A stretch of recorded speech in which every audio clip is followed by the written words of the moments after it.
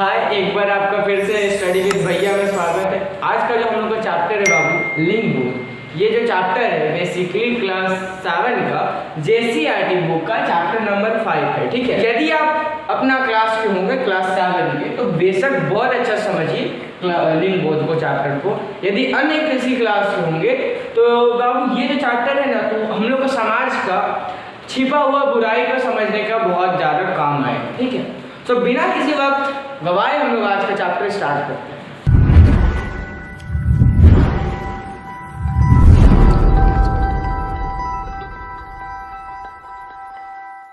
तो अब देखिए, लिंग बोध में ना हम लोग बेसिकली हम लोग जानते हैं कि अपना लड़का होता है, ठीक है, लड़की होती है, या फिर नपुंसक।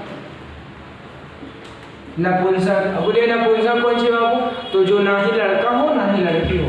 ऐसे आप लोग देखे होंगे बहुत सारा टीवी वगैरह में भी शादी का वक्त आते हैं, या फिर अपना मोहल्ला में भी देखे होंगे शादी के वक्त आते हैं जब कोई जन्म लेती है तो ठीक है लेते हैं, कोई भी लड़का और लड़की तब आते हैं। ठीक है, तो बाबू देखिए लड़का लड़की आज हम लोग खास तौर पे ये दोनों के बारे में जानेंगे। ठीक है, हम लोग का जो समाज है ना, हम लोग का जो सोसाइटी है वहाँ पर कितना भेदभाव होता है इन लोगों के साथ। आखिर लड़का को कैसा समझाया तो लड़की को कैसे समझाया? आप ये जानते होंगे ना कि जो लड़का होता है जब जन्म लेता है ना तो अगले दिन डिसाइड हो जाता है कि जो लड़का है ना उसको कुछ बनाना है, कि मतलब चाहे वो IAS हो, IPS हो, या इंजीनियर हो, या फिर डॉक्टर हो। ऐसा सोच आ जाता है लड़का लोग के लिए। ठीक है, या फिर जो भी बिजनेसमैन जो भी बनाए, सरकारी नौकरी, कुछ भी लड़का लड़की। दूसरी ओर देखिए लड़की लोग का हम लोग समाज में क्या ऐसे मुँह ऐसे बनाए, लड़की जन्म कहाँ से पैसा लाए, लड़की जन्म ली तो दहेज देना है, लड़का जन्म लेना तो लेना है।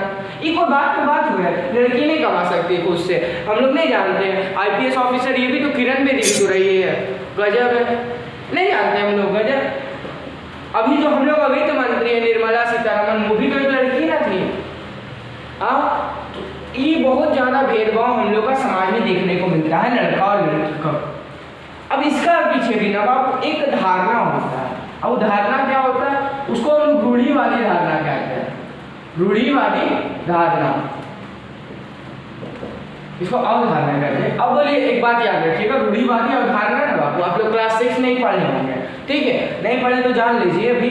अवधारणा मतलब एक तरह सोच समझ लीजिए। ठीक है, रूढ़िवादी अवधारणा उसको कहते हैं जब हम लोग किसी के प्रति एक निश्चित छवि बना लेते हैं, किसी के बारे में पक्का अवधारणा बना ले तो उसको रूढ़िवादी अवधारणा कहते हैं। अब ऐसा सोच लीजिए कि ना, हम यही सोच लीजिए ना कि हम ऐसा सोच लिए कि जो लड़की लोग होती है वो बहुत कमजोर होती है, कभी कुछ कर नहीं सकती है, ऐसा सोच लिया, जबकि लड़का लोग बहुत ताकतवर होता है, ऐसा सोच लिए। तो ये मेरा रूढ़िवादी अवधारणा है। ठीक है, यहाँ ये हो जाएगा रूढ़िवादी अवधारणा। अगर फिर भी कोई भी डाउट होगा ना तो कमेंट करके जरूर बताइए कि हाँ भैया ये वाला नहीं बुझा रहा। ठीक है, इसका पीछे कौन सा अवधारणा छुपा ले बाबू? रूढ़िवादी अवधारणा। ठीक है, एक तरह से ये सोच लीजिए पुराना जमाना वाला सोच। ठीक है, तो अब देखिए ना बाबू, अब सवाल उठता है कि लड़का लड़की का पीछे भेदभाव होता है। ठीक है, ये बात तो हम लोग सब जानते हैं, वाकई होता है। अब नॉर्मली ऐसे समझ लीजिए किसी के घर में कोई लड़की है, ठीक है, उसको रात में कभी भी 9 बजे तक उसको आने को नहीं दिया जाता है। मतलब ऐसा हो कि रात में गई और बोलते हैं हाँ जा रहे मम्मी, या फिर अम्मी किन्हीं के पास जा रहे हैं और वो जा रहे हैं और रात में 9 बजे आएंगे, ऐसा कभी होता है क्या?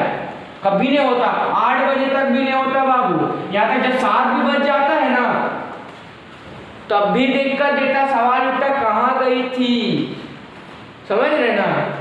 और दिक्कत ये भी होता है कि घर वाला को दिक्कत नहीं लेकिन पड़ोसी वाला को दिक्कत दिखी ना, तेरा बेटिया उधर गिरे किकर साथ गिरे लो, अरे फ्रेंड लोग का साथ भी तो जा सकती है, जरूरी नहीं अपना ग्रुप स्टडी के लिए नहीं जा सकती है, पढ़ाई को लेके ये भी हो सकता है। अब दूसरी ओर लड़का लोग को देखिए, लड़का लोग को 10 बजे भी हाय करा घर में, थोड़ा सा बहुत सुन लेगा कि हाँ ये तो कर, 11 बजे को भी नहीं खत्म होता, कभी कभी 9 बजे तो नॉर्मल होता है, 9 बजे कोई दिक्कत नहीं, ऐसा होता है। लेकिन ये भी याद रखिएगा ना, ये खास तौर पे हम लोग का लोअर मिडिल क्लास लोग का घर में होता है। लोअर मिडिल क्लास मतलब ऐसा समझिए ना मतलब जिसका पास आमदनी कम है, पढ़ा लिखा ज़्यादा नहीं है वो लोग। ठीक है, नॉर्मली ऐसे समझ लीजिए लोअर मिडिल क्लास। अब सवाल उठता है बाबू कि आखिर हम लोग तरह से ये जो दूरी है लड़का और लड़की को हम लोग खत्म कर सकते हैं। कैसे खत्म कर सकते हैं? तो आप लोग सुने होंगे कि मोदी जी एक चलाया कि बेटी बचाओ बेटी पढ़ाओ, अलग अलग योजना भी निकाले, कौन? मोदी जी। ठीक है, तो देखिए पहला तो हम लोग को हम ही लोग का रोल होगा। क्या रोल होगा वो समझते हैं। पहला ना बाबू कि हम लोग को शिक्षा होना चाहिए, पढ़ना चाहिए। शिक्षा हम लोग को बौद्धिक ज्ञान देती है, मतलब हम लोग को दिमाग को है ना थोड़ा मतलब दिमाग को थोड़ा डेवलप कराती है, विकास कराती है। कौन? शिक्षा। तो हम लोग को पढ़ना चाहिए। हम लोग पढ़ेंगे तब ना बुझाएगा, अब पढ़ेंगे नहीं करेंगे तो ना कैसे बुझाएगा? तो पहला बाबू शिक्षा। दूसरा ना बाबू जैसे सरकार, इसमें सरकार का बहुत ज़्यादा महत्व होता है बाबू। अब बोलिए कैसे? तो सरकार जैसे मोदी जी अभी बोले ना एग्जाम्पल के तौर पर, मोदी जी लाए कि हाँ बेटी बचाओ बेटी पढ़ाओ योजना, तो सरकार लाया तो पैसा भी खर्चा करेगा, तो माँ बाप को भी थोड़ा हल्का लगेगा। अब देखिए अब माँ बाप को भी कुछ गलतियाँ नहीं होती, जैसे कि मान के चलिए अब मम्मी पापा का इनकम बहुत कम है, ठीक है, पापा का बहुत इनकम कम है, तो लोग करेगा तो करेगा, तो मजबूरन में उन लोग को छुड़ाना पड़ता है बच्चा लोग को पढ़ाने के लिए, लड़के लोग को, और लड़का लोग कहीं ठूस देता है जो काम करिए।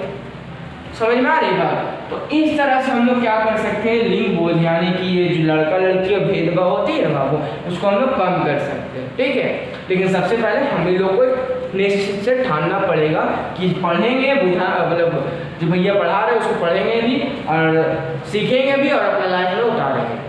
ओके, अगर फिर भी किसी तरह का सवाल होगा, डाउट होगा, तो अपना क्वेश्चन कमेंट बॉक्स में कर दीजिए। Okay, so thanks for watching. जय हिंद, जय भारत।